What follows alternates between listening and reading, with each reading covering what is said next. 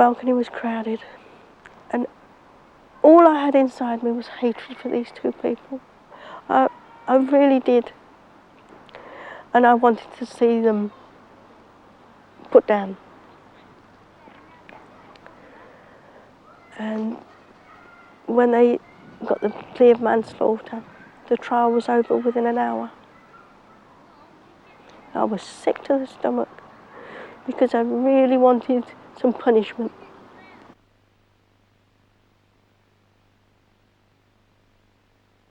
Then I heard that he would only serve minimum 4 years. He would only serve 4 years.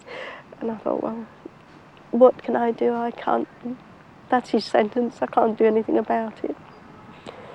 So I'd sort of resigned myself to the fact that he'd be home in 4 years and I'd still be serving my sentence. So you felt a victim as a result of the court process as well? But it Oh wasn't, yes, yeah, I did. It wasn't for you? No, because there was nothing said about my son, nothing said to make him, you know, to say what sort of a person he was or anything like that. I wasn't allowed to say anything. Only you know, sort of like, for myself, only I know what I was going through in them first couple of years. And you can't explain to people how you felt and what you were going through. This happens in a great many cases like this. And certainly for Mary, it meant that she hadn't heard anything about the circumstances of the death of her son at all. And that's what she'd gone expecting.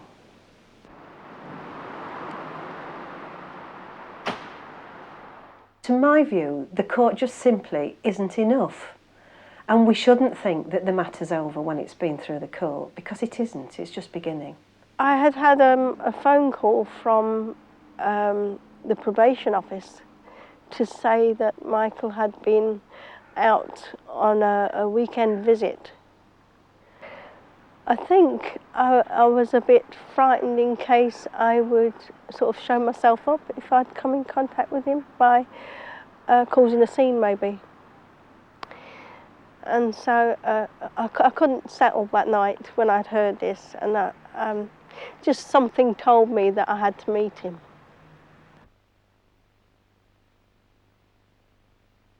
If you lived every day of your life with somebody, I mean, you must be frightened of living like that. My job is to work either between people, exchanging information, or it is to get them together for them to be able to exchange information directly face to face. However, my job is extremely unusual, and certainly within probation services there are only a handful of people in the country at the moment who are doing this sort of work. Not gone till sometimes he's back at 4:30 in the morning going there to try and sort them out. Yeah. When it's his last 6 months, he could just be taking it. But yeah, he could say, well, I've given it a whirl, you know. I think I knew I had to be punished. But isn't punishment, all they're interested in is just giving you a certain time, the judge, and sending you away. And then when your time's up, you're released out. Nobody seemed to be interested. To me, it just seemed like a big game. And for me, it was, I wanted to talk and explain I wasn't this sort of person, what they made out. You know, they made out that I was a monster, you know, this lad died in horrific ways, when that never happened. No forensic evidence said that. So for me, the truth was never told. That was the most frustrating thing to me, and I wasn't given a chance to speak out and say what really happened. All I wanted was to come face to face and get it over and done with so that I could get on with my life. We've done a lot of work with them. I did nearly a year where they come to see me, talked about it, where they went to see the lad's mum. They were mediating between the two of us. We never actually got to speak to each other, but they were mediating between the two of us. And I think then they knew when the lad's mum said, yeah, at a certain stage, I'm ready. I thought, well, I'd like to meet the mum. And I think that's when they knew, yeah, this could happen, these two, one has reached each other, it'd work. There's an awful lot of bitterness. And it doesn't do any good, because the bitterness breaks you apart. I know, because I went through it. But I think once you come face to face and you decide that you're definitely going to get on with your life, you can't bring the person back. It is much better because the bitterness will only eat you away and just waste your life away. I was scared. I wanted to speak, I wanted to get it across, but then on the other side I thought there's no chance I really want to sit. I didn't know how her reaction would be. You know, I was this sort of person. You know, I was a person that took away her son's life. Well, I played a part to that. So my mind was confused. I wanted to know. I wasn't asking for her to say, oh, everything's okay, because I knew that'd never be okay. But just for me to get my story aside across to Mary, I needed to do that for something inside myself.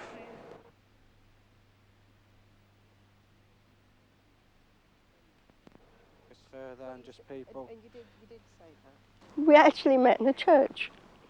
It was like going back to court again, but it was even worse there. I remember there's some steps, you know, and I'm a grown lad, and I was thinking, going up the steps, he goes, you all right? Go, all right? There was only about 5 steps, even about 200. I could not lift my legs up the steps. I stood up and I waited for him to come in.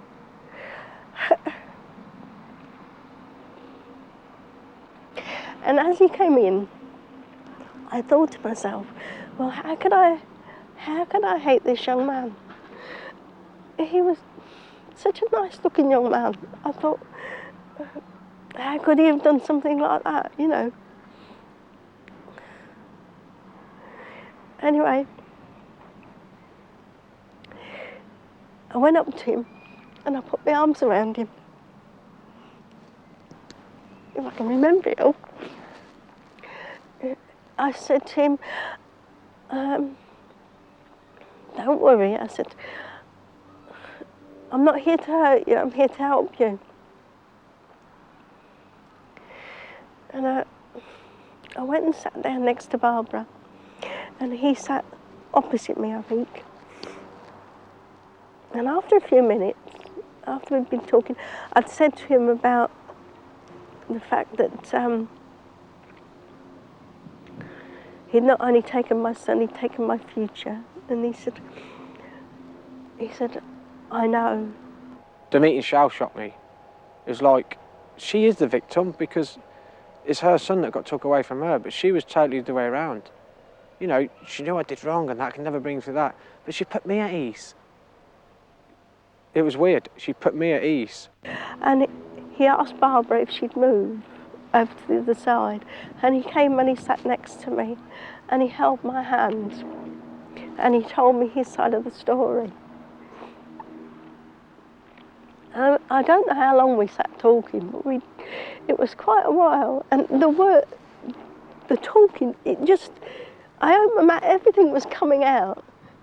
To be quite honest, I couldn't tell you what I was saying now, but at the time, all the questions were coming out and all the answers, and it just flowed. I think she needed to know. She had many questions to ask and different things to know. She heard such a lot of things through papers and different situations, and I think she needed to put things together.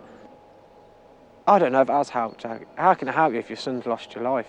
For me, what would make things right if this lad could come back tomorrow? I thought, well, there's no good ruining 2 lives. In a way, it's not, because his life was also in tatters as well as mine, because of his conscience. He was finding it hard to cope. And I felt as though I had to put him at his ease. And I remember during that conversation, I did put my arm around him again and I said, Danny and I both forgive you. She forgive me. I think, oh, wait a minute. How can she forgive? You know, for me, if something happened to my family or things, this is the weirdest part of it. I don't think I could forgive. Yeah, I'm going out of the room, this woman's forgiven me when I don't think I could forgive myself. So it was a powerful thing for me and very strange. This woman, what she's gone through, and she's coming, I expected to be attacked on the visit. It just threw me completely. You know, it broke me down. He had a wife and a young baby. I said to him to give his time to his child, because you never know when you're going to lose them.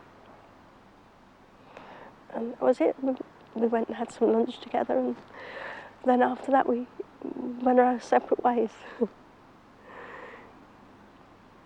and it was quite a nice meeting. I felt such a relief when I was going home. I felt so relieved. And he was standing at the top of the steps from the church as we were going away. And I looked up at him and I thought, he looks the type of chap I would have liked my son to be. The first couple of days after, I thought I did the wrong thing. I thought, this is weird. You know, the lady's there, she's gone through all this, and she's like, it's like a healing place, she's helping me out. That's what I can come to terms with. I did wrong, and she's there for me. But I'd get up every morning, crying my eyes out, and go to bed crying my eyes out, but they didn't know that. A lot of people have said, 5 years later, people have said to me, how could you do it? You must have some guts. I said, it's not guts. It's not guts. I suppose it could be a love of life.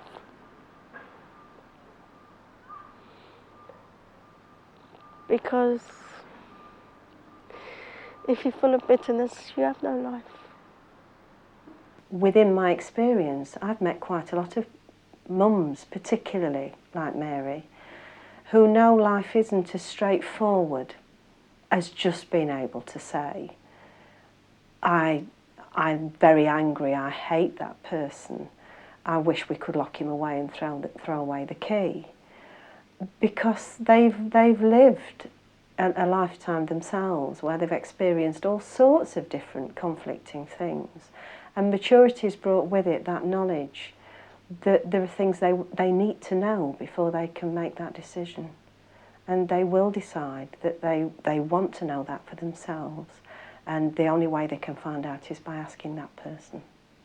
So, Barbara, are you saying that in every, as it were, in every criminal conflict, that an opportunity should be given to both parties, the offender and the victim, to actually communicate with each other beyond the court? Yes, the opportunity.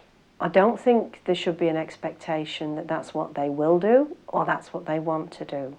But I firmly believe that everybody should be given that opportunity.